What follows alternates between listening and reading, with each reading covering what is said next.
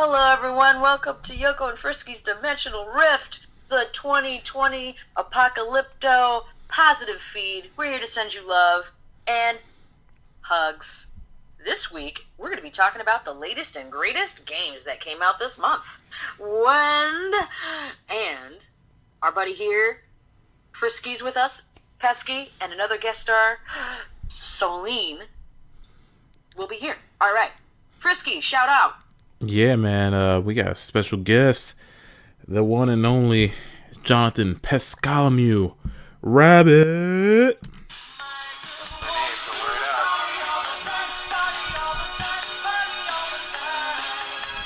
I just had to give him some kind of intro. It was a beautiful intro. Welcome to the podcast. Woo! Pleasure to be here. I think this is the height of my podcasting career so far. Yeah, and it's only gonna get lower from here, friend. Once you start, the fun don't stop. Yeah, so today we're talking about the two biggest remakes to come out this month, a week apart from each other. We're talking Resident Evil 3 and Final Fantasy 17 remake, and we're gonna put them together and see which one holds up. And the battle of the remakes. Battle of the remakes. Objective and unbiased discussion. Totally. We're gonna be fair as possible, but to start it off, fair and balanced. yeah, we're gonna start off with IGN gives it too much water. What? What? No, that's Kotaku. Kotaku says Final Fantasy VII's easy mode is too easy. That was a headline. Oh my god. Well, don't play it on easy mode. And everybody dunked on them for that, as they should. But yeah, let's start off with Resident Evil 3. So who wants to go first? Share us some thoughts. Let's go with Pesky should go first. Yeah, go first. You want me to go first? Yeah, take it away. So I thought it was a pretty fun game, and I feel like someone made a really good point that I've heard made for other games in a similar situation. If you just take off the nostalgia glasses, it's a great game by itself. Yes. It's just really fun. I think it's very scary on the first casual playthrough. I think it does a good job of making the city pretty scary. The sewers was terrifying. Oh yeah, I screamed. That was not fun, but fun at the same time. Doo-doo water. But yeah, when you look at it as a remake, which is what it fucking is,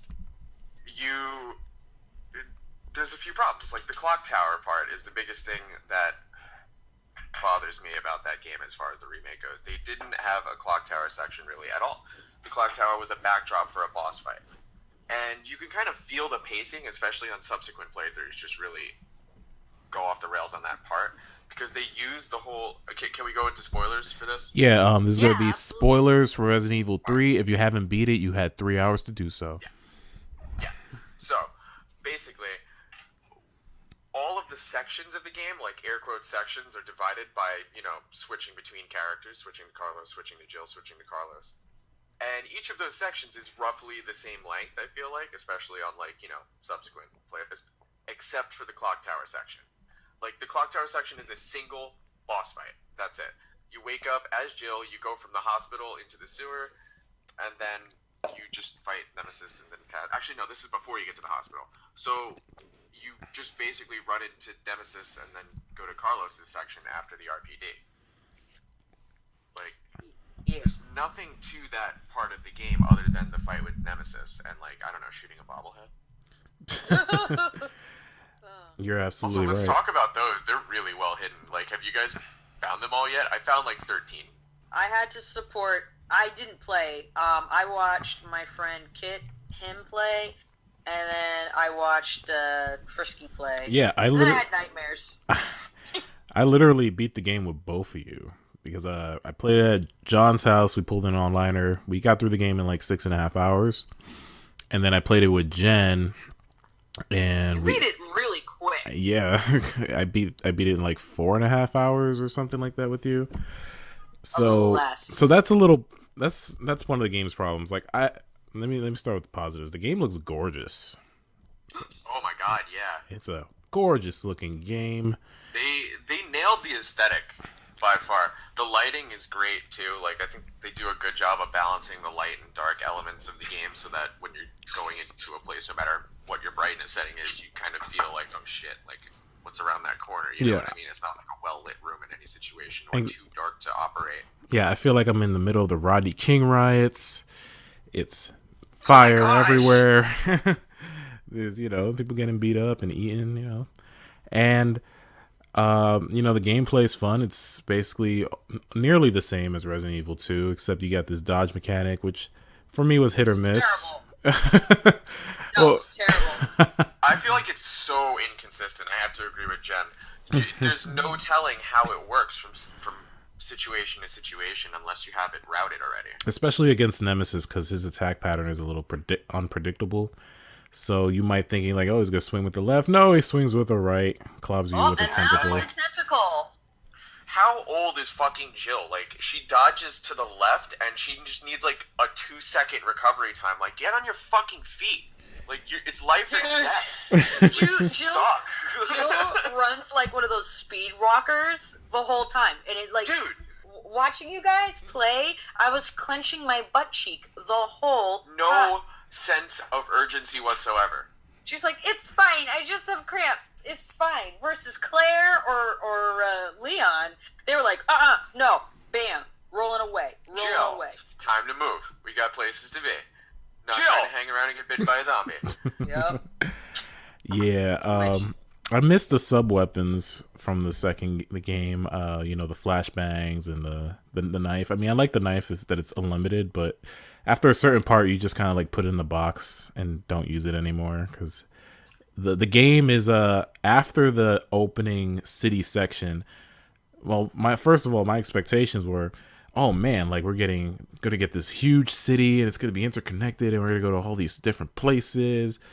But after like maybe the first hour or two, once you get that train up and running, the game just turns into like very linear, like hallway game status, and it's kind of lame. Like you really don't get to see Raccoon City in any meaningful way, and like if anything, they've removed areas of Raccoon City. They did, and then they said they had to rebuild. They rebuilt the game. They took some of the assets, but they were like, we were gonna have more places. Wrong. There's a car blocking a spot where you could have ran away and been safe. Yeah, like I really wanted to see Raccoon City's Whole Foods and how they have gluten-free options. Oh, it would have been Albertsons. There would not have been a Whole Foods back then. It would have been a Publix. It would have been a Publix. But yeah, that's like I think that's the biggest missed opportunity of this game. Like they had a chance to like give us like a huge city, like. And have this be the cittiest game I ever played, but they made it short. They removed parts of the original game, which is like such a remake sin. Like they removed the whole pharmacy section, which is like one of the more memorable sections of Final Fantasy. Wow. Spoiler.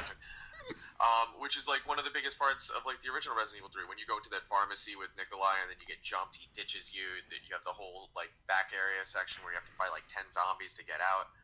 And, like, it's a very memorable part of that game. Just like the clock tower, which was also stripped out. It's like, they kind of, like, it's like the remake was made by people who didn't play the original. Like, they don't remember what about the original people actually liked. Someone just gave them a list and was just like, alright, so she's in a city, and then she goes to this clock tower thing, and then there's this dude chasing her, and he's kind of like Mr. X, but he can use weapons and he can run.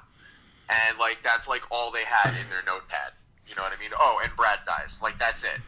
Yeah, I didn't realize how much they took out until I saw a video on YouTube detailing how much they took out. Like, they took out, like, the newspaper place. They took out the graveyard, the park, the dead factory, and, of course, the fucking worm, the grave digger. Like, honestly, I don't really miss the worm, but they could have made that, like, an event, like they did with the alligator. Yeah, that was a good point you made when we played it. Like that should have been present, like a sequence. You know what I mean? Just like a little thing. Yeah. So I was just like shocked. Like, damn, they really did take a lot, and that's why so many people are disappointed with this game. Like, overall, it's good, but it's not a real faithful remake as Resident Evil 2 was. So wait a minute. What you guys are telling me is that this was a 6-hour demo? Okay, I did hear from another video that it was originally planned for this game to be bundled with Resident Evil 2, and it does make sense that since it's like so short, I think if it was bundled, people would not be as mad. They'd be like, "Holy crap, we get like these 2 remakes for the price of one." They would get a lot of positive Imagine press. they were a DLC. It would make more sense if it were a DLC. Honestly, like now that you say that, I'm like, I wouldn't have been like visually disappointed. You guys were like, you had the full-on playing experience. I had the whole "ooh, don't go in there, girl" experience. So, my "don't go in there" experience turned into, wait a minute, is this an Alien remake? Yeah, you kept saying that with all the tentacle porn and stuff. Dude, Okay, so let's talk about something that I figured out, because I love watching speedruns, right? And this game is actually a very good speedrun game, so I think it's going to get a lot of life out of that. Yeah. Which they also shot themselves in the foot over, by the way, but they removed all the bonus, little side things, like why no mercenaries mode? But anyway, one thing that I noticed is that there are very few unskippable cutscenes in that game, but these sick fucks made the scene right before you go into the generator section where the spiders, like, basically tentacle fucks Jill in the mouth. I hate that. An unskippable cutscene. You cannot skip that cutscene on any playthroughs. You have to watch it every single time. See, and then I was telling Mr. Frisky over here that there is prawn of this. There is adult content of this. That's why they made that. And I'm like, why? And I'm blaming Japan specifically, because I know that Americans may have worked on this, but who authorized that part? I had to like turn away multiple times. I can't tell. No, every single time. Actually, that whole spider sequence, I was like, that's it. I'm keeping my eyes closed. Just tell me when you're done. Yeah, and they only show up for that one part. Weird, dude. That's why. It's uncomfortable. Yeah, it's very nasty. But that's why you said, like, where the hell is the mercenary mode? Because you have all these enemy types. Like, this game would be awesome. It would be real replayable with mercenaries, and you could have multiple characters. You could even bring in, like, Chris and Claire if you want to play as them. Like, it was right there. But, they cut that out in favor of the freaking multiplayer mode, which nobody has talked about except Angry Joe. Like, that Angry Joe review I sent you is so hilarious. It's so unremarkable. Yeah, it just looks like it was slapped together at the last minute just to, have some multiplayer content.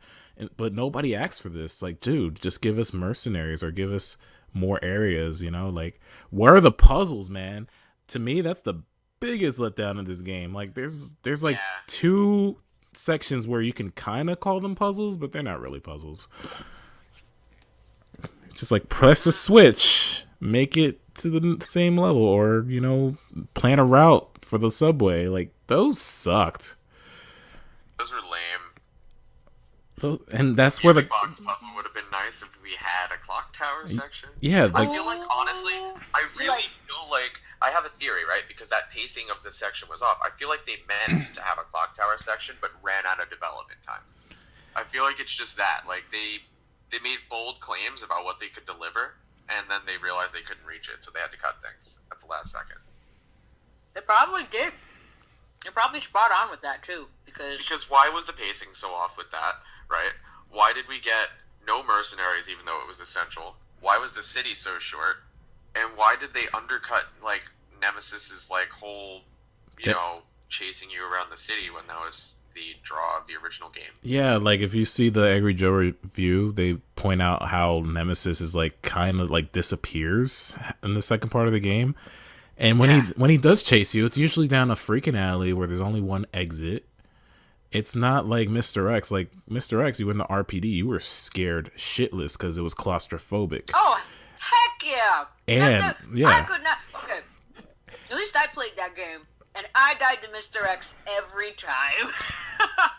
Yeah, the difference is, like, that shit was way unpredictable. You had no idea if he was waiting for you right outside the save room or if he was upstairs. And even if you're getting chased from him, you might run into a hallway full of liquors. Like, that was more intense than any of the sections where Nemesis is chasing you. It just felt like, a glorified, like, cutscene or QuickTime event.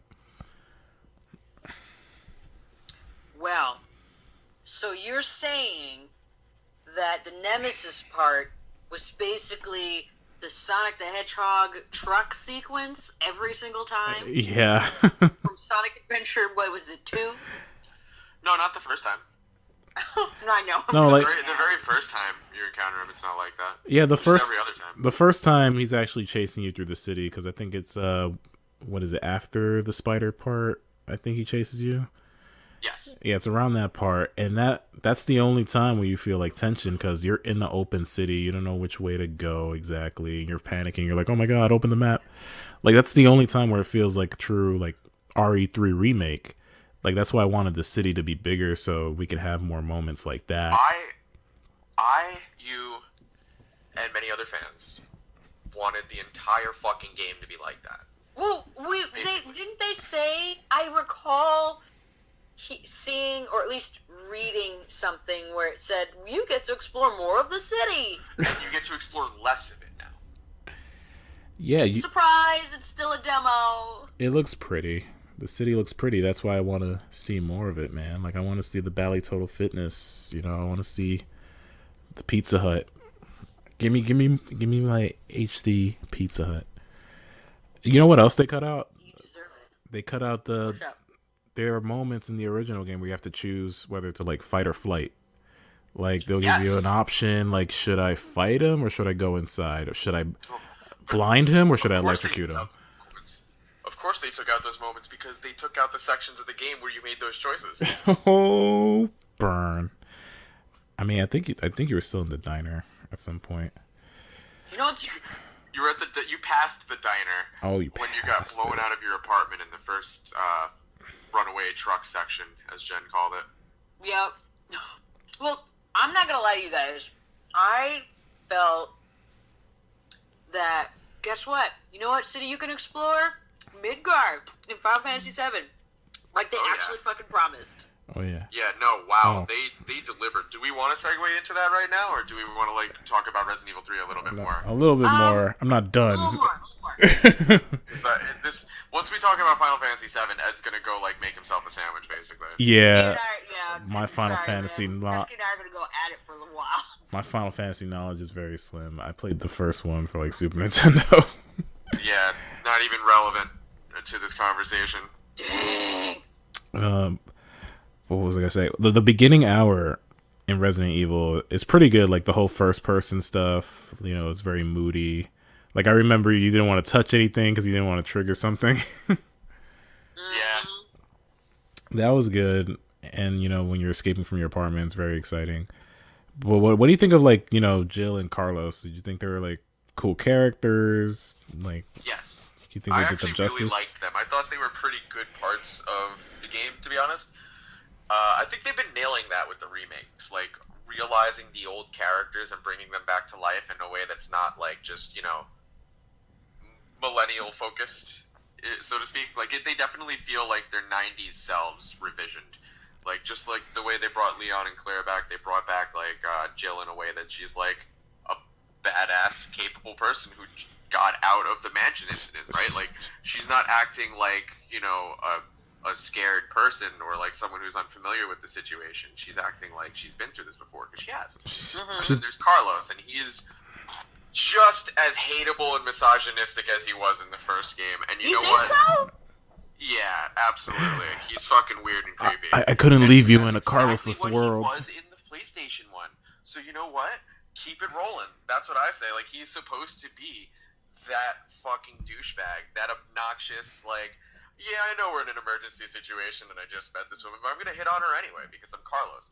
Like that's him. That's his character. Because he's a stereotypical Spanish guy.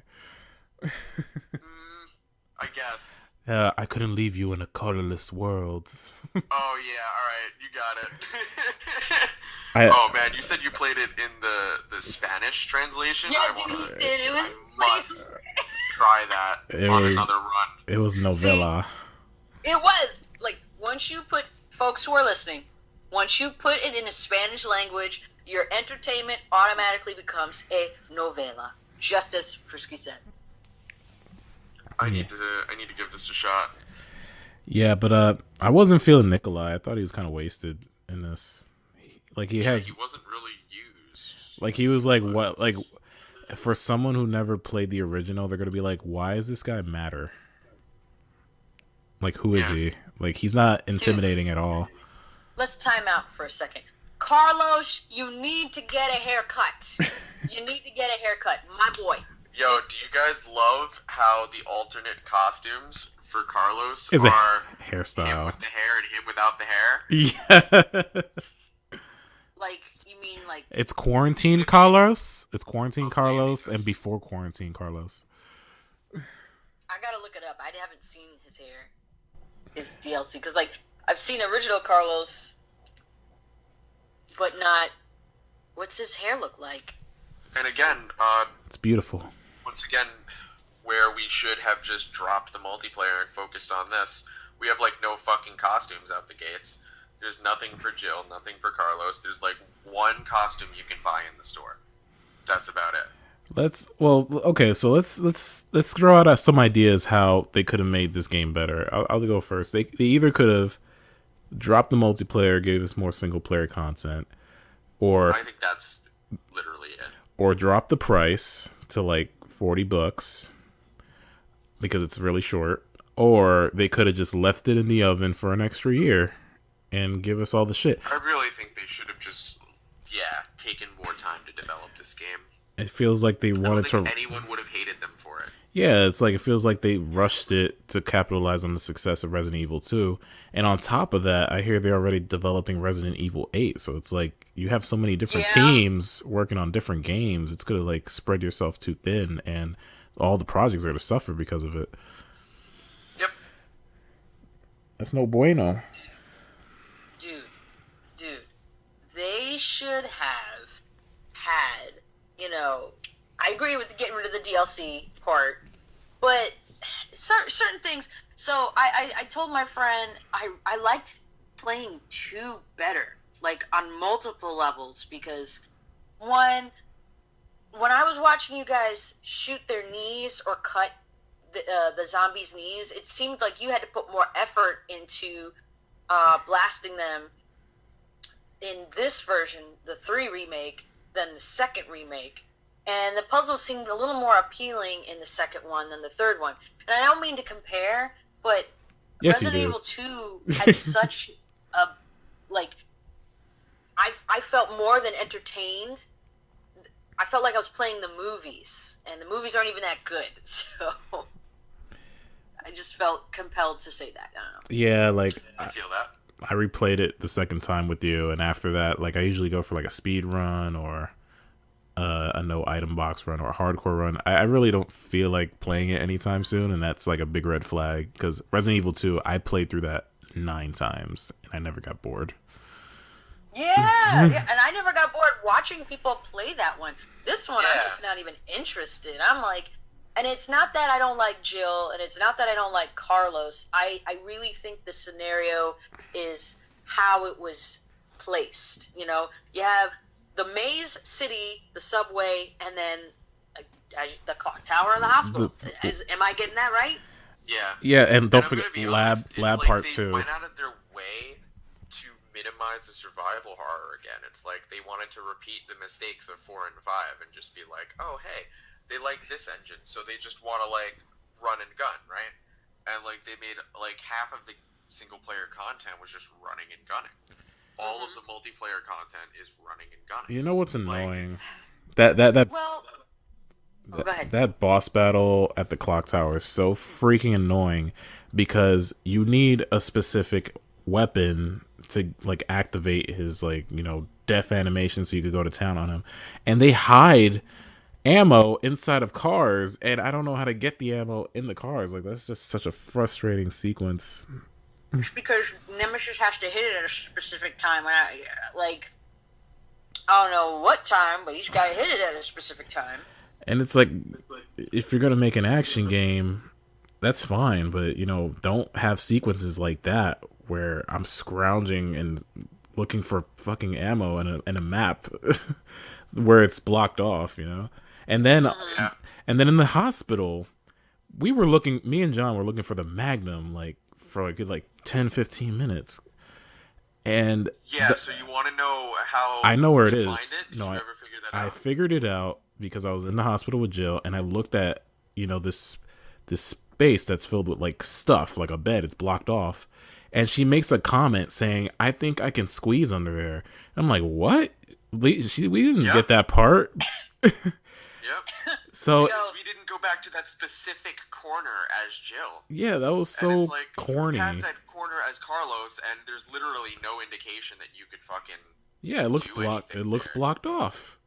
But I by accident I looked directly at it, and you have to look directly at it. So she makes that comment, and then I was like, "Oh, Yeah. I guess I can go underneath there." And that's when I found the Magnum. Even though, the game on standard isn't that hard, but still the Magnum works wonders for those whiteheads. I'm not racist. That's what they're called, I think. Well, dude, you spent the whole time was like, I gotta get the Magnum, I gotta get the Magnum, I gotta get the Magnum. Because I want the And I was like- Magnum. It's fun. I was like, why? And then when you were like lighting them up, I was like, oh. And then Yeah, they, the Magnum is really useful. Once you actually get your hands on it, it especially fucking makes that whole laboratory section like a joke. Also, the acid rounds, I found out their purpose. They are to render the betas completely useless. You just one-shot them with acid rounds. And if you line it up right, you could actually one-shot 2 of them at the same time with a single acid round. It reduces them to shit. ugh, those betas, though, those fish people. I hated those fish things. The gammas were they were terrible. Those- In the And doodle they water? were another Yeah. they were another like slick Japanese fetish moment because they really emphasized that fucking weird animation where they eat Jill in one go. Like, alright, Japan. You're Yeah. fucking into some weird shit. We get Yeah, it. you remember I got stuck between 2 of them, and I just like freaked out. Yeah, that was pretty good. That was nightmare fuel. But That was one of the better like survival horror what the fuck am I gonna do moments. yeah, like I, even though I hated it, I think the game could have used like more surprise like that, because by the time you're in lab, or I should say nest part 2, it's pretty much, I don't know, it kind of loses its spark. You're kind of like killing the same enemies and stuff, and Yeah. then that boss battle at the end is kind of underwhelming. So Well, first of all, if I ever had to write a fan fiction about Resident Evil 3, I would basically have Jill tame Nemesis to be her puppy, and then they would go and chase after Umbrella, and Jill would give him treats and cookies. Because his puppy form is the cutest form. you would say that. Well, that is one take. What's your fan fiction idea for Resident Evil 3? My fanfiction idea is that it comes out a year later with the full city. Oh, that's a burn. That's not a fan fiction, that's just a straight up truth. Yep. I hope they at the very least give us Mercenaries as DLC. Free DLC. That's the least they can do. But yeah, any other thoughts? Any other thoughts on Resident Evil before you guys gush over Final Fantasy?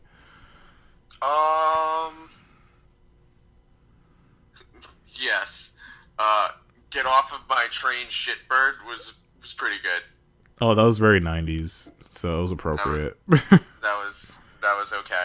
I applaud that one. They said the line, "You want stars? I'll give you stars." While Jill's not even my God. facing yeah, let's leave him. off on that because why did they use that line so early? They had the perfect opportunity at the end where you had the laser in his mouth. Like, do it right there.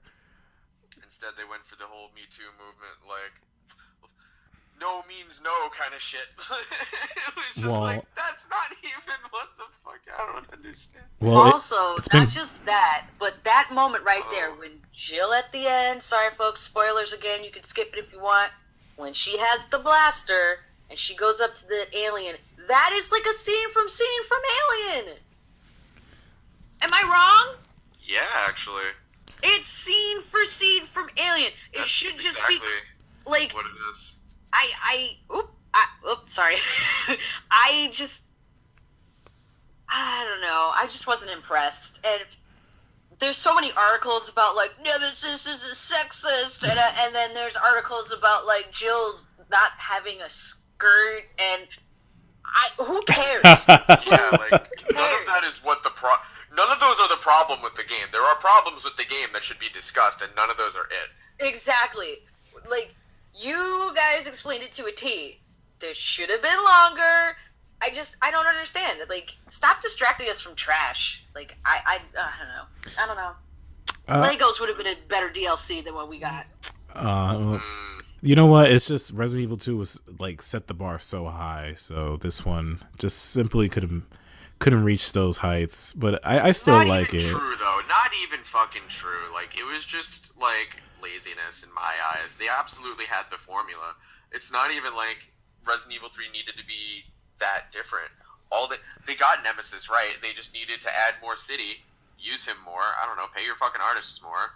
Then like make like Mercenaries mode out of exactly what they did for the bonus section of Resident Evil 2. Why didn't they do that? Because they just wanted to rush it out the door and make money as soon as possible. You know what? It really, really seemed like they did. Like, hands down. And it feels like they really had ideas that they had to cut in the middle. Like, I'm willing to bet that the multiplayer mode was going to be Mercenaries mode, but they couldn't flesh it out enough or find a way to make it cool in like the time they were given, so they just turned it into multiplayer. Yeah. That's what I think. Yeah, probably. Press F in the chat. Pay respects to what could have been. Put an F in the chat. I love putting F's in the chat. If I had to rate it, I'd give it like a 7 out of 10. That's just me. Yeah, I think that's a fair rating. Okay, also, I also have to mention that Leon is the Shadow the Hedgehog of the Resident Evil universe. Oh God. He is the second most favorite character in canon. No, you know who it is? It's only one person. It's Chris! I'll say what's up though. Jill is awesome, and if we do get anything from this game, like if the company takes away anything from this game, it's that they need to focus more on just providing the experience rather than like just providing like prettiness. Not even prettiness. Action sequences. It's like they're repeating the mistakes of the past. Like they've already done that with 5 and 6, and we all know how that went. Okay, 6 was hilarious. Listen. 6 was fucking nuts. I love those games though because they're co-op, and I played them with you, and I had a great time. They're great. They're great for games that shouldn't be called Resident Evil games, right? Okay, first of all, it's called Resident Evil Mario Party Let's Have Fun with Friends Edition. Let's get your friends killed edition. Sorry. That's exactly it. It's just like Resident Evil 3 would have been a good game if it didn't have the Resident Evil title, but that's the problem is it's supposed to be a Resident Evil remake. And so it just kind of became, it was like an average remake, I would say. When 1 and 2 were spectacular remakes, this was an average remake. And we finally saw what an average Resident Evil remake looks like, and none of us liked it. Yeah. Well, I just feel bad because you guys love that franchise. I'm indifferent. I love watching it because it's just, I can't take it seriously. But I will have to say, so we're going to listen to this in the future. And right now we're through a pandemic right now with COVID-19. A lot of the notes from Resident Evil were very similar to our news notes today. Yeah. It's creepy as hell. And it just makes me think that, COVID-19 is made by people.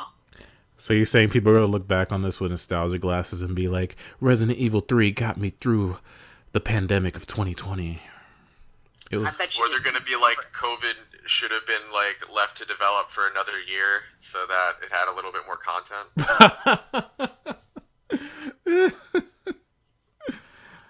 On that note, what else you guys been playing? Well, see you later, because we've been playing a lot of Final Fantasy VII Remake, right, Jen? Final Fantasy VII Oh Remake. my fucking god. Let's talk about remakes done correctly, because this is a fucking fun game. Now, I'm saying this preemptively because I haven't actually beaten it yet. Obviously, it just came out like 2 days ago, but I've been playing it a lot. I've gotten you know, spoilers but no spoilers. Spoilers for people who haven't played a game made in the fucking late 90s.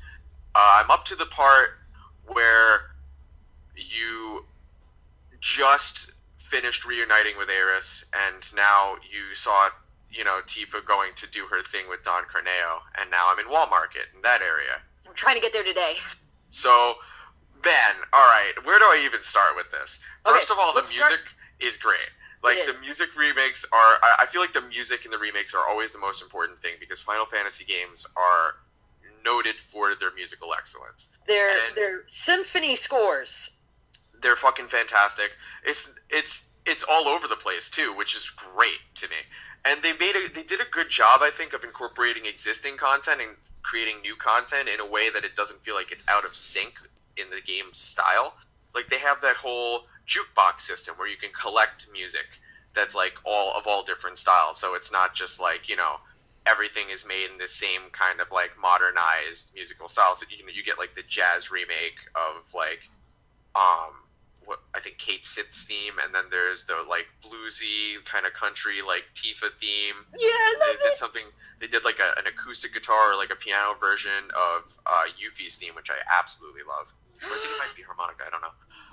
There's a lot of really good stuff like that, and then they reuse some of the piano renditions. Like when you meet Aerith, they use her. There's a piano rendition of her song that's on like one of the Final Fantasy VII like piano albums, and they just straight up use that one, and I think that was fine because that song is a perfect remake, and I just think that was like a nice little like nod to the fans, or like a nod to like their roots, to say like, hey, like, you know, we already have like this awesome stuff from our fans, we may as well use it. Can I chime in for a second? I want to say, like, I did like the music in Resident Evil 3. I think that was an upgrade from Resident Evil 2. Oh yeah, the music in Resident Evil 3 was very good, actually. I would actually go out my way and search up some of those songs because they were good and it kept the game going and flowing. Anyway, back to you. I can agree with that. Back to you guys. Oh yeah. So, I'm sorry. So, if anybody's played the original Final Fantasy, basically the main characters are 3D polygons, and when you fight, they're better sculpted polygons. As the world around them is just a texture. So you're literally walking through pictures. You're not necessarily walking through a 3D world until you leave certain segments, like Midgar, and then you go to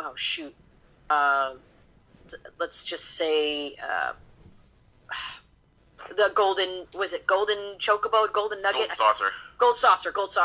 So when this is just the beginning of the game, you get through the beginning of the game, and I really recommend playing the original first, and the reason is because you're gonna. It's not even a comparison of how hard these guys work. And they took the original, the people who worked on it originally, and who worked on the movie. They all got together. Every single one of these people got together, and they're like, let's just have an orgy, symphontafical, beautiful thing. And it worked. Yeah, I think they really nailed the aesthetic style too. I constantly go through areas and just stop and put my controller down because, like, when you first see like a really good look at Midgar, or like when you first look at the plate like on top of Midgar from down below, or like you see like I don't know if you've seen Aerith's house yet. When you see that next to like the waterfall, the way they redid it from the PlayStation 1 version, it's like stunning. It's amazing. It couldn't be better if like a fan drew it or like a fan imagined it, and that's why it like really it feels like a true remake, because it feels like it was made by the people who loved the first game. They nailed all the things we wanted to see, and the detail. Like, okay, can I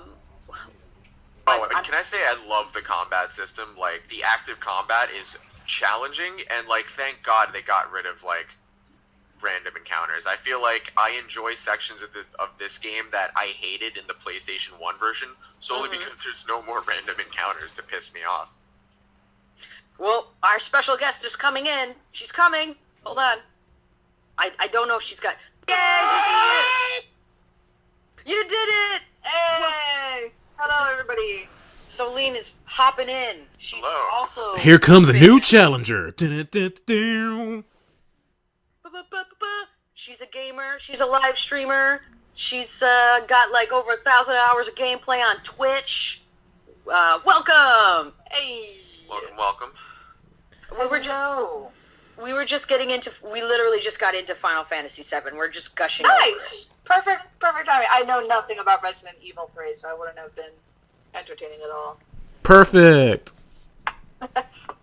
It's all good. So, Soline, have you played the demo or at least started the game at all? Did you get your copy yet for 7? So, it's a little sore for me because I did not play the demo. I wanted to just patiently wait, bide my time, and then jump into the game. I pre-ordered the game before all this Corona bullshit nonsense happened. Oh no! You ordered the physical copy. Yeah, because because why not? It's kind of like an iconic thing. I never played 7 growing up because I wanted to play 1 through 6 to get the story. I was like, I don't know, when the PlayStation came out, I was like, I don't know, 6. So what did I know? But yeah, so I pre-ordered it, and it's not due to arrive until the 20th. Oh, damn, that's so rough. So yeah, it's a sore subject, so I'm just gonna wait. Fuck it, I'm just going to wait. it's okay. Here's what we're gonna do. Me and Pesky are just gonna go over it and not have like major spoilers because we're both at the beginning of the game. So You can spoil it. I mean, this like game the has farthest been out end. for like ages, and like I did try to play the what was it, the one that they released on the Switch. oh, the original. Yeah, I got up and I got Yuffie. I don't know how far in that is in relative to the entire game or anything, but 30%. That actually varies depending on when you got her. the first chance you can, I think. That's pretty early. Yeah. It's like the end of disc 1 or the beginning of disc 2. End of disc 1. End of disc 1. Oh, really? Yeah. Oh, okay. I put in a lot of work in 7. So we were just talking about the combat system and how challenging it is, and they took elements from Final Fantasy 13 and put it into 7. Okay, see, I was wondering, because it felt a lot like Kingdom Hearts, but it definitely felt a little different, so I knew it was a different engine. They And built I hadn't it played 13. I was going to say, from what I understood about what they're doing with 7, it's ground up, rebuilt. I could be wrong. That's an understatement of the year. It is so rebuilt that this game doesn't even feel like. So the story is definitely the same. Sure. But you feel like you are there. Like, I can't say this enough. Like, it's just... It's a very beautiful game. Yeah. Yeah, they've realized the world. They've successfully realized the world. Very nice. Like, Now, what I want to know, Jen, maybe you know more about this than I do. Sure. Excuse me. Is it true then that the full game hasn't technically been released yet? Because I remember when they initially announced the game, it was supposed to be an episodic release. Mm-hmm. But it looks to me like, I don't know, like they already have all of the achievements in on this like single download. When you like kind of roll through it, you'll see trophies that are like definitely way past what would be disc 1, which is where I would assume they'd cut off if they were going to do it episodic. So that kind of makes me think maybe it's like not episodic, or if it is that they're gonna just auto patch it in. So we were Deep and I were talking about this. Sorry, I'm switching your names. Deepa, Soline. Sorry. It's cool. We were like talking about it because one article I read said it would be 2 discs for the first one, 2 discs for the next one, 2 discs for the last one. Then I heard that through a Did You Know Gaming. I watched Did You Know Gaming because I was just excited. And then they were saying that the folks didn't want to confuse anybody. They didn't want to say Final Fantasy Remake 1, Final Fantasy Remake 2, or 3 because it would be too much of a sequel sounding. Yeah. Now, I'm assuming, though, that there are... Because they're saying that this game is 100 gigs. Period. Yeah, Like, it's a terabyte.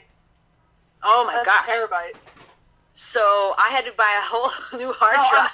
I'm sorry. A terabyte is 1,000 gigs. Sorry, Yeah. excuse me. It's all good. It's 1%. No, 0.10%. 10% of terabyte. Girl, girl, you know.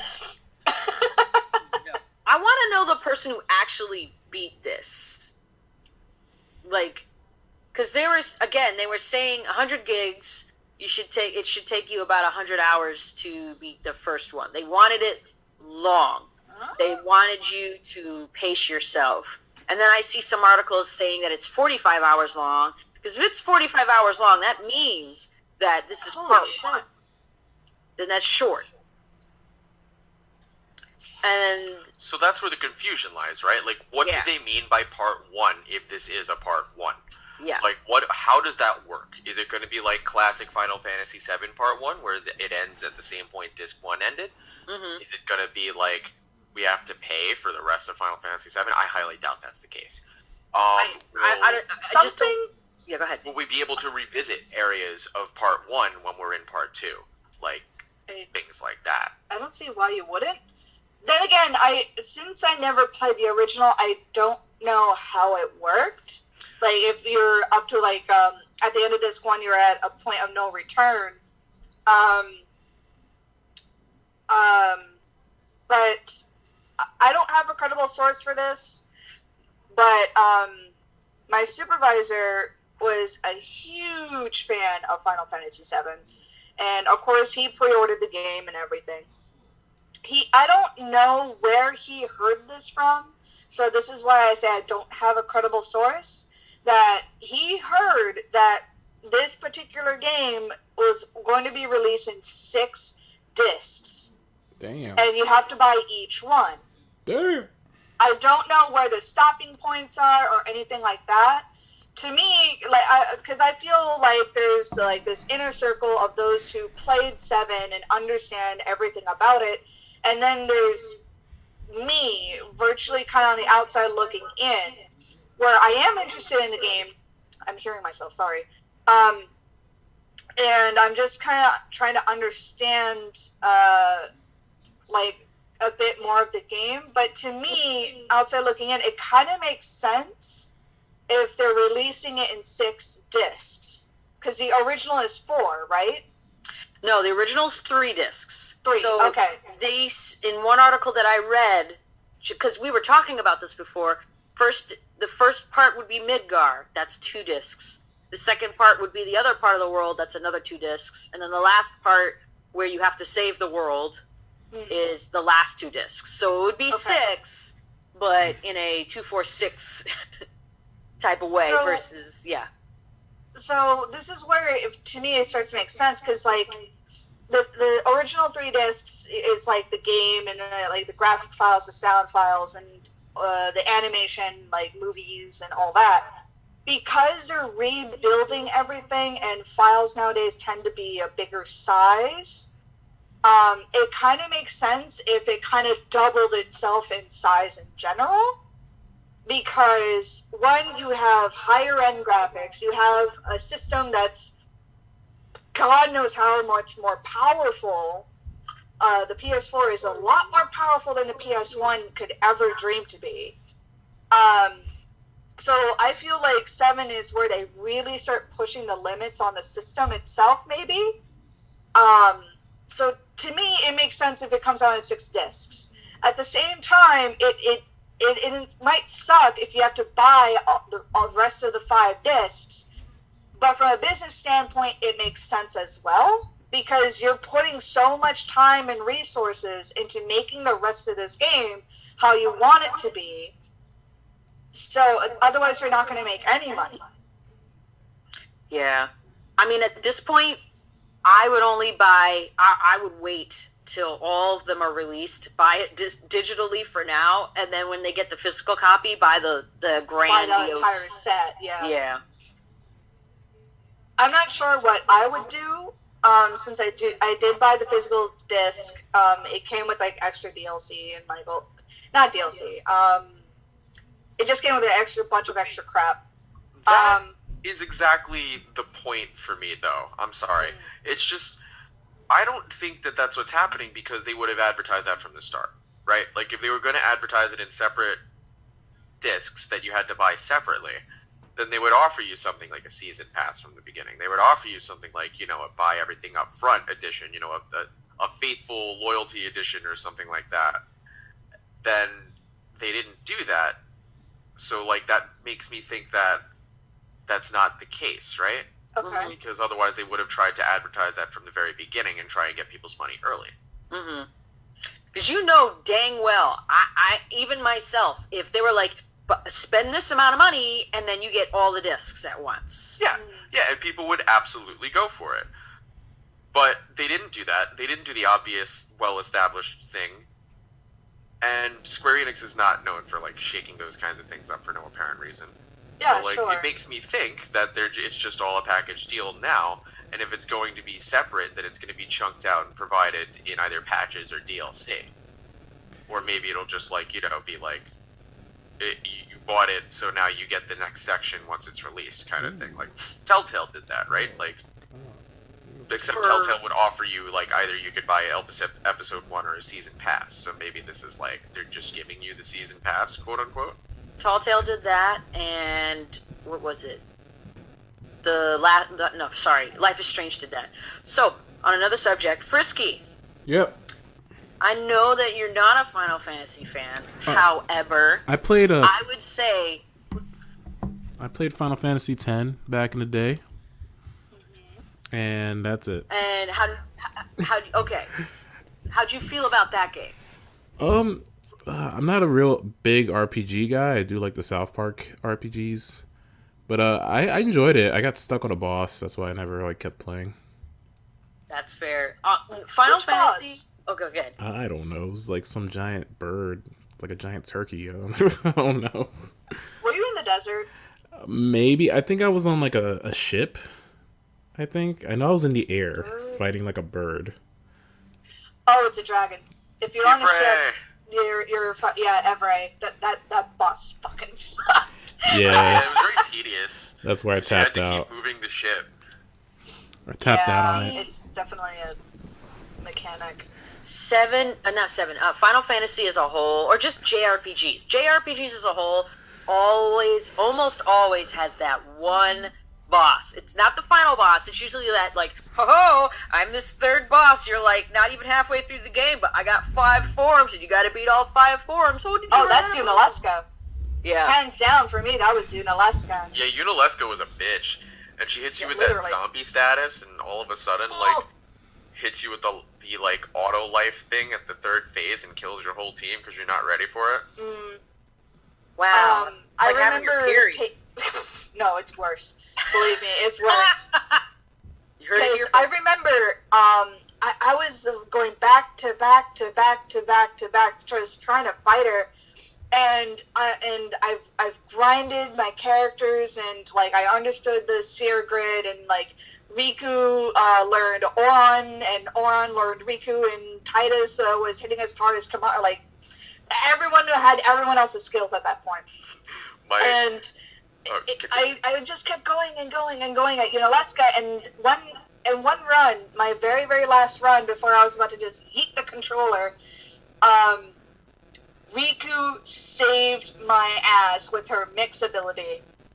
I don't know what I used, but I used like tablets and like all this other crap. So like not only did I max out my character's health pools, but it wound up doing so much damage to her, so she couldn't kill me outright. And I was just able to power through because of Riku. Yeah, no, she's broken if you know how to use that mix ability, or Oh if my you don't, God, you yes. just hit dumb luck. At that point, it was dumb luck, and that's when I actually understood what her mix ability actually was. Yeah, it's broken. Oh my Is God, what it it was is. gorgeous. It was beautiful. So let's talk about another subject. Everyone in this game is thirsty for Cloud. It should have just been called Final Fantasy VII: The Remake. Everyone wants to do him. It was definitely... That's another reason I could tell this game was designed by fans, because it has fanfic written all over the script. Like, holy shit. Oh, it's so if bad. there is Oh, a no. girl in the game with more than 3 lines of dialogue, like, 2 out of 3 of those lines are along the lines of, "Hey, Cloud, you want to come over to my apartment later?" Like, it's ridiculous. Oh, no. And then Cloud has to be the stereotypical anime guy and be a gentleman and just be quiet and be like, No, it's even worse. He just acts like he doesn't know what's going on, or, like, actually doesn't know what's He's going pulling on. a Link. Yeah. He's pulling a Link. Okay. Well, It's that's the worst. another thing I kind of like also realized with Legend of Zelda, because I didn't grow up with the Nintendo system, so I'm trying to catch up on all the Legend of Zelda games as well. And Breath of the Wild was one of the first games that I got on a Nintendo console. And right off the bat, it started clicking what everyone was talking about. Everyone was thirsty for Link. Everybody was thirsty for Link. And I'm just like, I don't get it. This poor elf boy. I don't know, I feel man. horrible for this guy. I don't know. I think Link might ride the short bus, so it might be a little weird. what do you mean? What? I was making a stupid joke. Never mind. No. Oh. It's okay. Because Link doesn't talk, so I was like, I don't know. He might be, he might go to special classes. Oh, but I still feel bad for this guy because it has all this unwanted attention. And, like, I don't know. Like, again, growing up without 7, I never understood what the big deal of Cloud was. My only interaction with Cloud was from Kingdom Hearts, and I hated him. I hated him. In the first game, he was such a dick, and I'm like, alright, that's it. I'm slapping your ass. And I did. I smacked him to Kingdom Coming Back. So for that, Cloud, that's legitimately a fan fiction that a fanboy wrote. And it's like, oh, And yes. this isn't, though. Like, can we be honest? And this isn't. Yes. Like, Like, alright, Cloud has always been an edgelord, though. That's why his character's like that. And, like, Sure, true to form, he he's changes. definitely an edgelord in 7 Remake. Yeah, that's the thing. He changes at the end of 7, for the right? better. But, like, in the Kingdom Hearts universe, they're all in, like, their weird, like, middle-of-the-game selves, even though their planets or worlds exploded. I guess in the Sure. Kingdom Hearts universe, all of the, like, Final Fantasy characters are roughly around Disc 2, so they haven't quite finished their story arc yet. They're very confused about who they are. yeah, they're like going through puberty. I don't care, Mom. I'll find the keys myself. Harumph. Or fucking, Tidus, which is my Tidus. favorite, who's just a Tidus. tiny little dude, tiny little angry, not angry Tidus, tiny little spunky Tidus, or, like, tiny little Tidus. Waka. Here's what really always confused me about that, right? We went Yeah. really off topic. But one thing that absolutely always confused me for fans of Final Fantasy VIII is that Squall is roughly around his appropriate age, but then you Oh, see shit, Selphie you're and she's like right. 7 years old. What the fuck is up with that? Why is she younger than Squall? I have no idea. It's Also, bothered me as long as Kingdom Hearts 1 has been out. So just let you guys think about that for a little while. But yeah, back to Final Fantasy VII Remake? Question mark? So, real quick, I just have to note that this past decade, we've had the same personality syndrome in a lot of our characters. Mhm. Cloud has edgelord syndrome as much as Squall has edgelord syndrome. Fast forward to Lightning in 13, who has edgelord syndrome. Oh, Which she is is Final Fantasy so trope. bad. It's So- the Final Fantasy trope. It's inescapable. So here's my theory. After 7, Cloud met Squall, and they fell in love for, like, they had a one-night stand. Squall had the baby because he's the whiner, and made Lightning. And that's why Lightning's all brooding and upset. And then she changes at the end of her game. Thank God she did. Anyway, let's go back to 7. I mean, Titus also went through a similar thing, except he wasn't an edgelord. He was just a whiny baby. Titus was just an obnoxious, spoiled brat. Yeah, He yeah. was by far one of the most annoying protagonists the game has ever produced, and of course he had to be the first voice-acted one. My dog can do that. Yoko, are you trying to ask me a question earlier about Final Fantasy? Oh, I was gonna say, you should watch me play a little bit. I'm gonna go on a date with Tifa later. I'm dressed up nice, so... Oh yeah, I'll watch you play on Tuesday. That's when I'm off. Yes! Wait, Yoko, which part are you up to? Oh, okay, so I just got up to Jessie. But Okay. when I'm gonna go on a date with Tifa, I'm literally just gonna get dressed. I'm gonna get dressed nice. Okay, gotcha. So funny. She asks you questions, and she's like, should I dress nice? Should I dress sporty? Oh, what'd you Should I make her dress as? What did you tell her? I almost said sporty, and my friend was like, no, you do this every time, Yoko. You do this every time. Go for exotic. Damn right. I went for exotic too.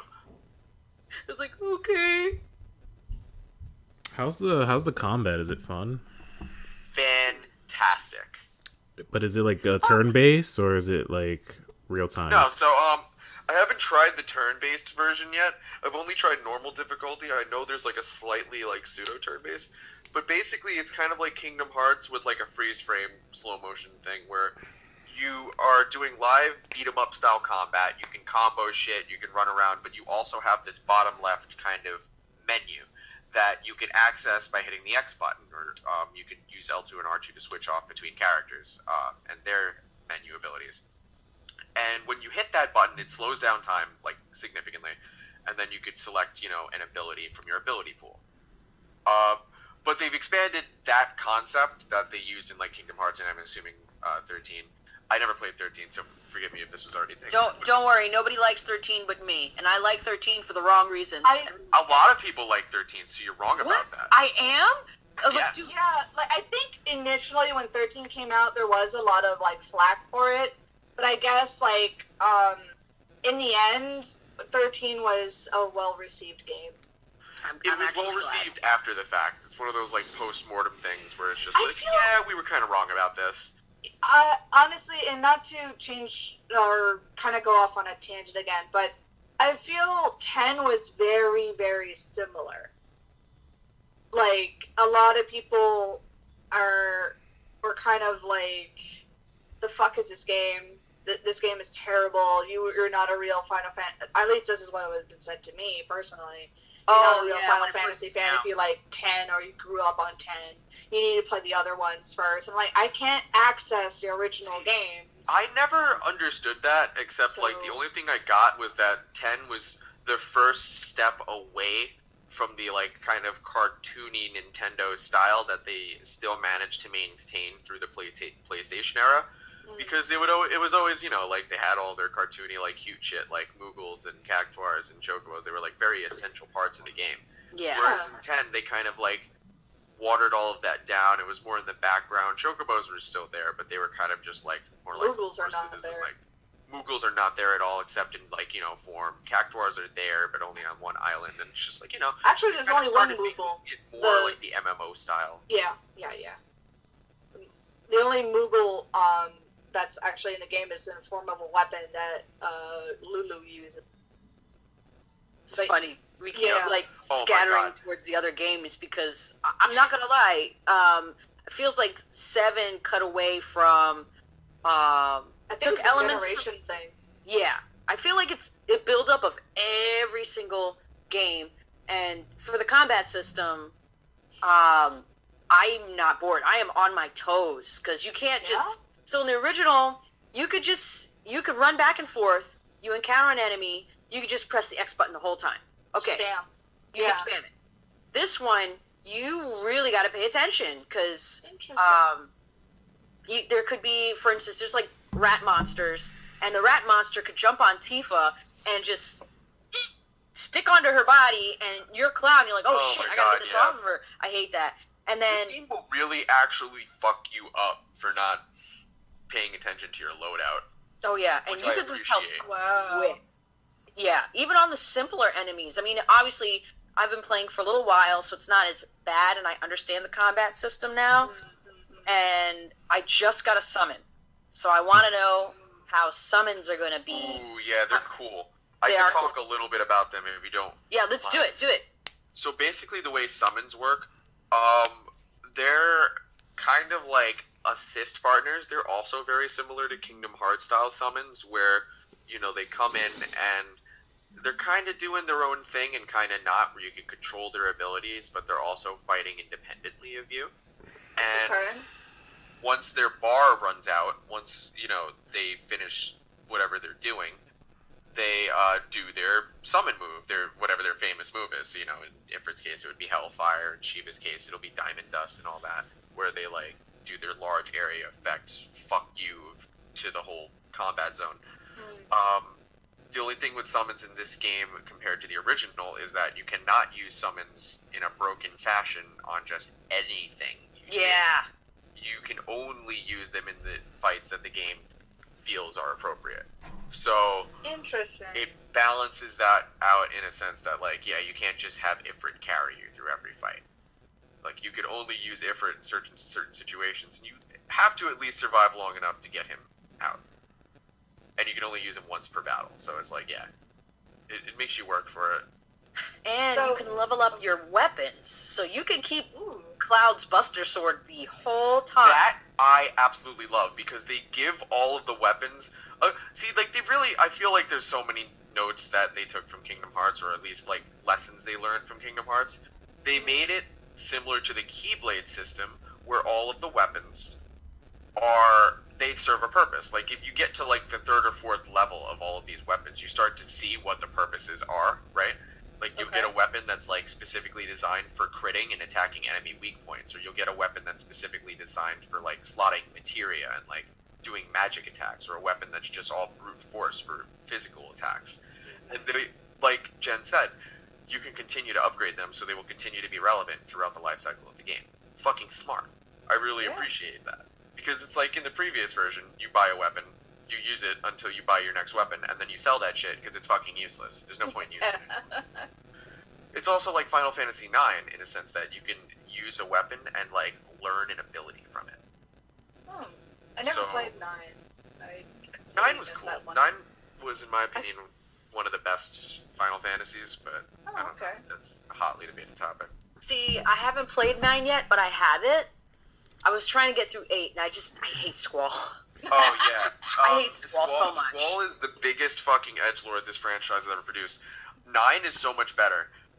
Zidane is the protagonist for that one. He's a bit of a womanizer, but he's also a lovable one, so it's okay.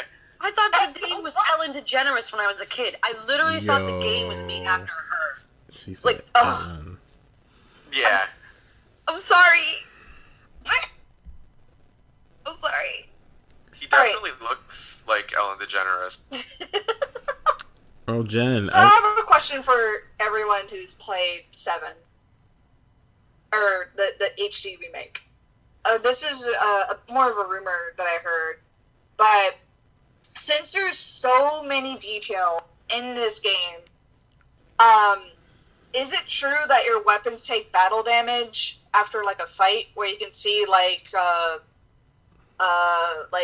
smoke coming out of guns, or what are the muzzle flash from the weapon, ashes and stuff like that? I haven't taken notice. There's no weapon damage, but depending on the character, you have a special effect that goes with it. So, Barrett, if you overheat his gun, it will steam up or whatever. Would heat up. Okay. I'm using bad words today. Alright, so it's not what I was thinking. Frisky, what were you saying? Oh, I was just saying I found the Shadow the Hedgehog soundboard. Oh, no. Shadow. I'm sorry, Deep. I'm the ultimate power. No, that's fine. That's fine. Yeah. Not bad. And that's going to be his contribution for the rest of the stream. I guess there's no hurry. Just leave it to me. So, let's just talk about how much I love Tifa, and that I accidentally, over the past 2 years, have had more pictures of Tifa and Storm in my little love shrine than I thought I had. Oops. Oopsies. Did you order that body pillow I sent you? No. Pesky, you said you like Jessie? Yeah, let's just talk about Jessie. Oh yeah, no, Jesse is absolutely my bae right now. So here's the thing, right? I actually really like what they did with Jesse because and her and the rest of Avalanche because they actually fleshed out their characters so much more than they were in the original PlayStation. Oh yeah, they were. And it's gonna make you really actually care about them when they inevitably have their departure moment from the story. Oh wow. It took me a minute to realize like who the hell you're talking about. Who the fuck is Jesse? Jesse Oh, is not your a female Jesse. member of the Avalanche terrorist, well, quote unquote terrorist. She was unit. like the demolitionist, Yes. or supposed to be, I guess. And in this game, they hyped up her flirtiness and made her a lot more like peppy. Oh God. And then they reveal like some stuff about her personality. And it's very interesting. Along with Biggs and Wedge, who are well voice acted and also fleshed out, have some more background details that you have to kind of like work to find out about, but they're there. Interesting. I just overall love what they're doing with all of the characters that we didn't get the chance to care about. So I guess like my original thought about this whole HD remake is correct. It's a love letter. It's a love letter to 7 because there's so much. Beyond a love letter. I have a Yeah, question. this is a full It's a marriage reenactment. proposal. No, this is full on marriage. Okay. Perfect. I have a question. Also, I heard rumor, and this is all rumor, so fact check me on this, but someone that I spoke to said that they read an article about the creator saying that based on the reception of this one, which is, of course, this is kind of like a Resident Evil 2 going into Resident Evil 3 remake situation, kind of like a parallel there. Based on how this is received, he's considering doing this for Final Fantasy V as well, in the same style. Oh my Yeah, swirls! Isn't that one the one that everybody loved, or was it? Well, that's 6? the one that he really loves. It's debatable, honestly. 6 is one that I really loved and a lot of people really love, but most people don't really talk about anymore. 5 is another classic that, like, pretty much 4, 5, and 6 are all respectively fucking lovable games that have awesome character bases and awesome stories, but have been forgotten about because they were part of the Nintendo era, not the PlayStation era. Yeah, and it's hard for people to like. I have a lot of people The tell thing- me like I hate old graphics. What? The thing is, I think 4 got a 3D remake. I think 3 also got a 3D remake, or 4 was supposed to get a 3D remake. 6 never got a 3D remake, and I don't think 5 got a 3D remake, or maybe it did. I know they had 3DS remakes, Yeah. and I don't know anything about them. The story for 5 would be very well done in this format, I think. There's a lot of capacity for epic moments in 5 that could be reimagined in 3D in a way that would be like, oh, holy shit, this is so cool. Yeah. And it has, like, a lot of really unique environments, you know what I mean? You're going to be fucking around on a pirate ship, you're going to be, like, on a classic, like, steampunk-style airship, like one of the symbols of the Final Fantasy universe. There's, like, lots of stuff you're going to be able to do. Oh, yeah, Sid. 6 is obviously the one that I am totally biased towards. I want a 3D remake of that with fully voice-acted Kefka, because that's what the world needs. That's what a lot of people want, though. A lot of people want this as a But no remake. one is talking about it in, like, a professional capacity. Like, Yeah, everybody's you're nerding right. out about it, but nobody on a business level is like, oh yeah, 6 would really be a good move for them. 7 was a no-brainer. You know what I mean? Go ahead. Sorry. I I'm feel chatting like away. a lot of these old remakes that we want, because I would, and again, not to change like the topic or anything, but it still kind of goes online with like remakes. I would love to have a Dark Cloud remake, but it's not going to happen. I don't. I forgot about that game. Yeah. Exactly. Yo. A lot of these games that you're talking about, like 4, 5, and 6, I never even seen in a store when I went to go get my PlayStation for the very first time. Yeah, Well, that's they were- There's a very, very big, and again, not to like make anyone feel older than what they actually are, but I feel like there's a very big generational gap. And For like a lot of. Sorry, go ahead. Yeah, so like basically it's true. There's a huge generational gap for a lot of people in the Final Fantasy franchise. Like a lot of Final Fantasy fans, 7 was their first Final Fantasy. Yeah. But then once you go back to the people who played 6, that's like a good. I would say it's like a 10-year difference. Oh wow! Because that was a That Super big? Nintendo game. Yeah. And a lot Yep. of people Oh. played it. It actually was mislabeled, right? It came Yeah. out labeled as Final Fantasy 3 in the Americas because not all of the Final Fantasies were translated from Japanese into English. That is true. I did play 1 and 2 on a ROM, and I hated it because 2. It could also be the ROMs that I got because this was like ages ago when ROMs were kind of sort of starting to be a thing. So 2 for me was basically 1, but with more save points. So I don't know if that's actually correct now that I'm thinking back on it. So 2 is a more fleshed out version of 1. Like 1 basically didn't have a story. That was basically just like, Yeah, here's that an sounds RPG. about right. Go do RPG things. Yeah, 2, you can have 12 characters, one of them is a dragon, you feed him meat, and he turns into a rat. 2 was just like, all right, we're gonna like name our characters now, and they have to go find crystals. That's what they're doing. Yeah, then So maybe I I'm did gonna play make you 2. all feel very old. I've played all of them, and that's Oh, wow. because my brother would rent them from not Blockbuster. This was a place called Ultimate Video, and he had the Game Boy version of the first one, and I never understood it. I tried playing it, and I was like 4 years old, and I couldn't read. I was just learning my Abes and my Beebs and my Seebs, so I was flying around in a blimp, and I just put the game down. I put Mario in, and then I died. And then it wasn't until he got Chrono Trigger where I started to actually understand what RPGs were like. And then I played Final Fantasy 3, which was 6. But again, like when let's see, I was 4, and then by the time those games came out, I was about 6 or 7.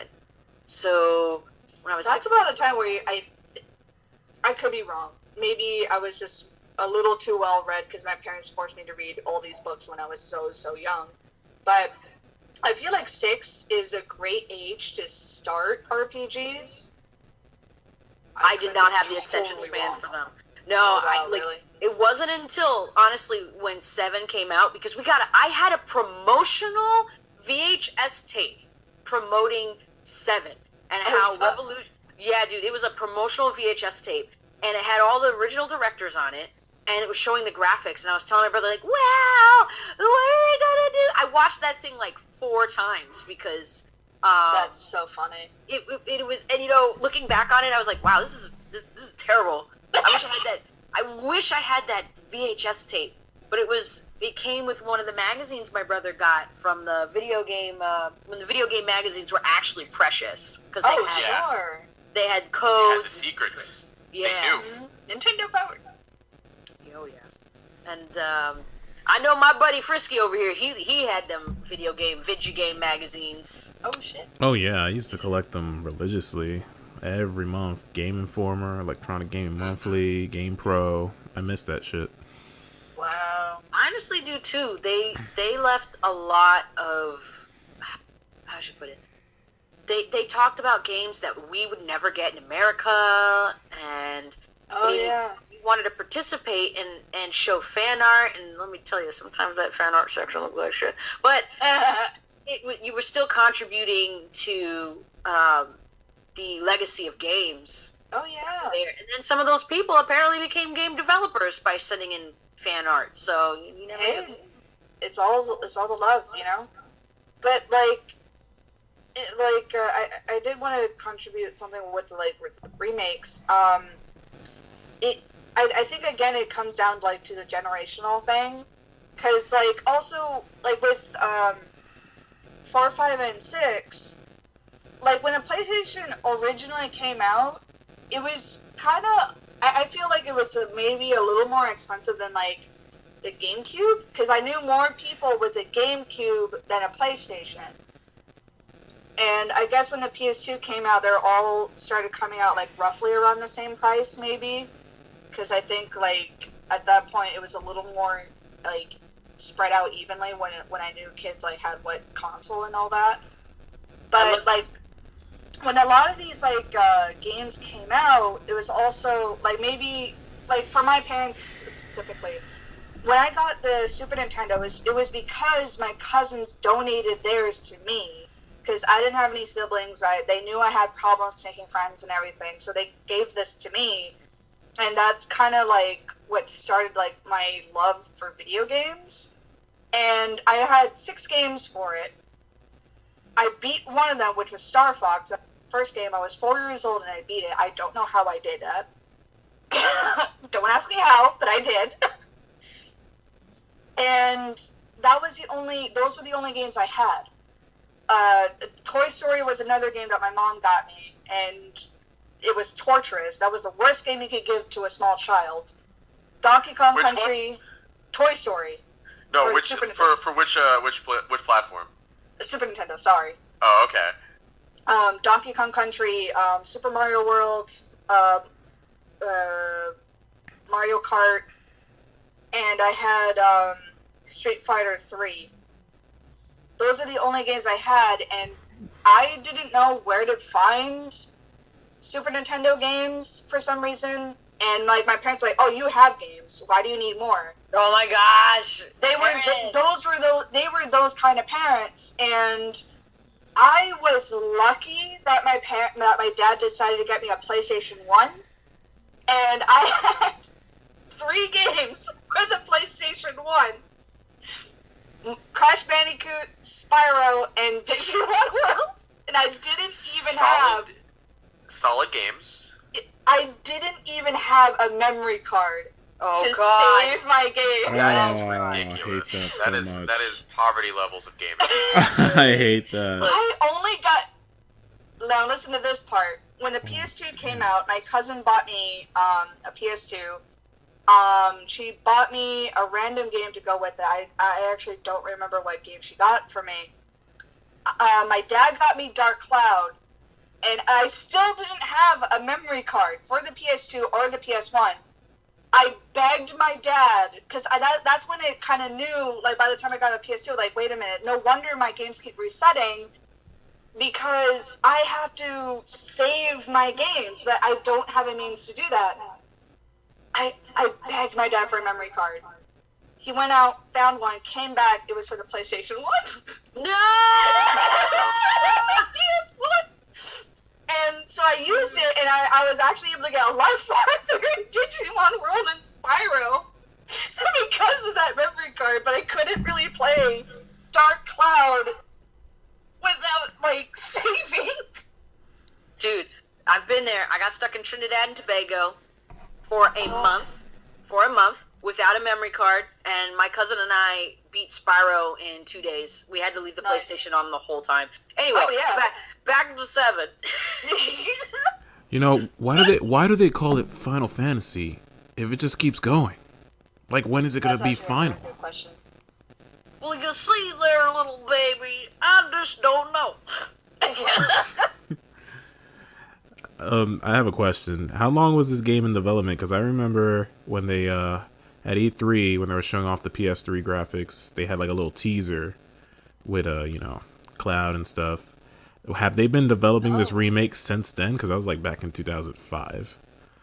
So I have been off and on trying to figure out because after that demo came out, they said we're gonna have a remake for the PS3 to test out its graphics.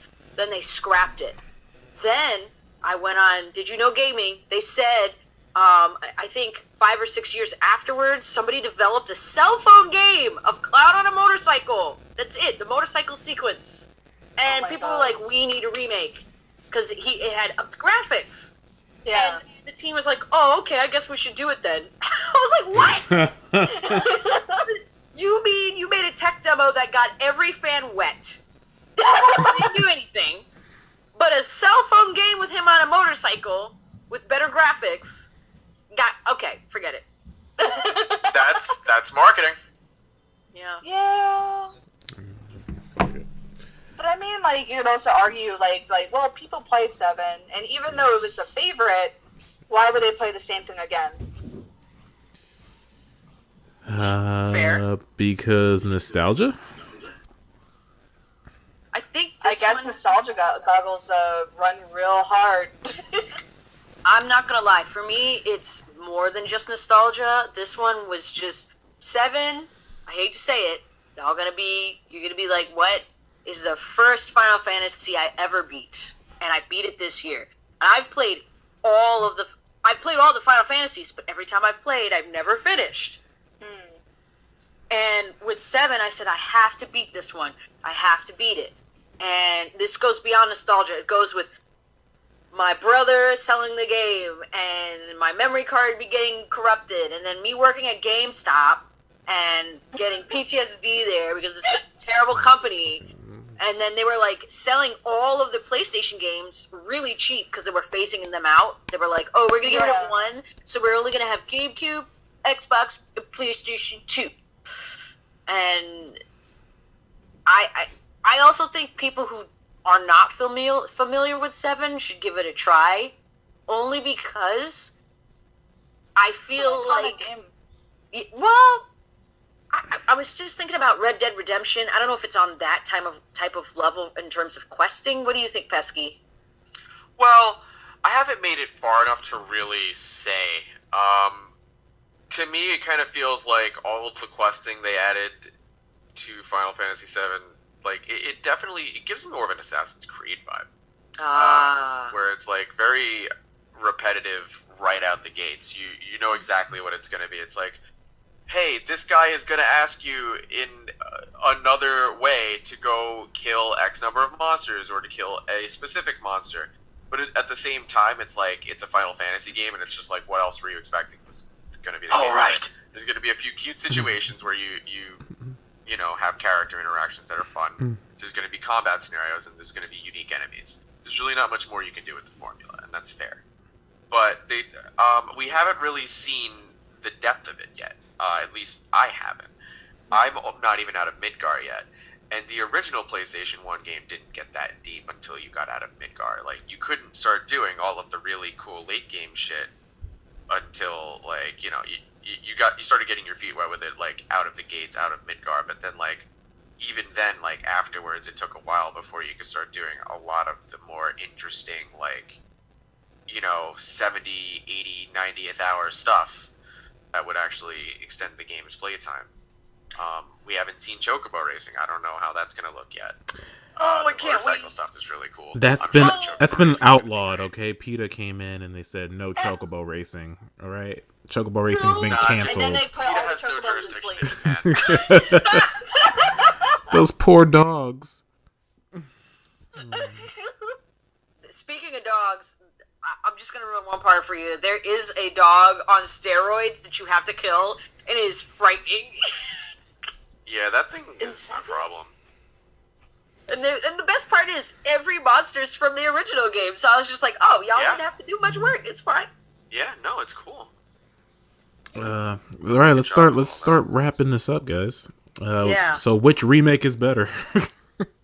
Who won? So far, I'm going to have to say 7, just because it's executing all of the things that I wanted to see in the remake, as opposed to 3, which decided to take some weird turns into multiplayer and other shit that I didn't really care for.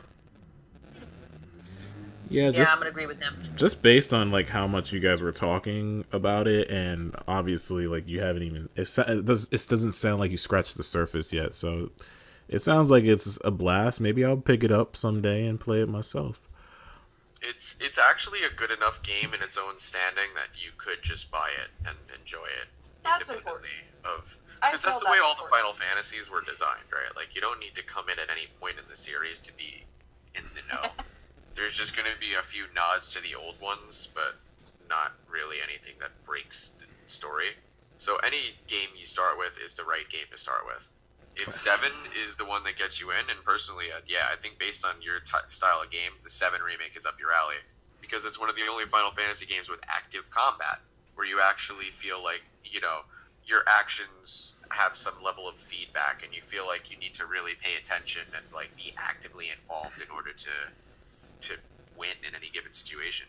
And the combat's rewarding. It's very challenging, so you don't feel like you're just like hitting X or hitting square to get through anything. You have to pay attention. You have to utilize all of the game mechanics in order to win. Just like Star Wars. It keeps you aware of what you have available to you. So yeah, I don't know. I would recommend it, even as a blind non-Final Fantasy player. You could definitely get a lot of enjoyment out of it as a video game. Maybe I'll give it a shot once I get my HC remake of Bebe's Kids from the Super Nintendo. Man, I wish you still played it. I'm mad at you for that. Anyway, want to wrap this up, buddy? Yeah, I want to thank both of my our guests, for coming. Thank you, John.